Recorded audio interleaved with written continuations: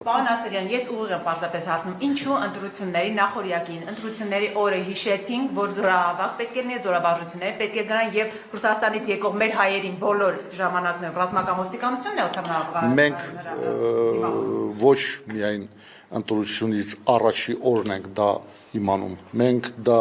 դրա մասին բարձրաձայնել ենք 26 թվականի հունվարի 1-ից սկսած առ այսօր, 25 թվականի հունվարի 1-ից սկսած մինչև դեկտեմբերի 31-ը եւ այսպես տարիներ նահանջելով, որ բոլորին գիտեն, կանգնեցնում են եւ ասում են դուք եկել եք Հայաստան, պետք է նաեւ գնաք զորավարժությունների, մասնակցեք այդ զորահավաքին, այնտեղ կան մարդիկ, այս պահին ունակ Ռուսաստանի տեխնատիրը որ իջնում է, մեր հայ քաղաքացիների դիմավորում է ռազմական ոստիկանությունը։ Օթանավակայանում նկատի ունի հիմա կա ռազմական ոստիկանության աշխատող հերթապահող։ Ռազմական ոստիկանության աշխատողը կարող է լինել այնտեղ, որտեղ ինքը պետք է իրականացնի օպերատիվ աշխատանք։ Ինքը ռազմական ոստիկանությունը այնպիսի կառույց է, որը իրականացնում է եւ զորքերի ուղեկցման, եւ պահպանության ծառայություն,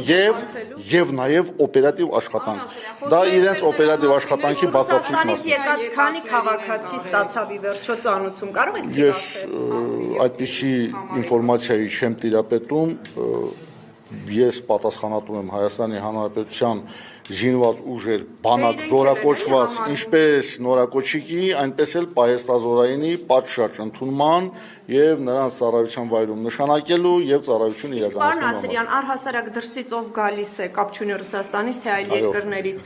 փորձում եք այդպես արագ եւ օպերատիվ ծանուցում տալ վարժական հավաքի։ Հայաստանի Հանրապետության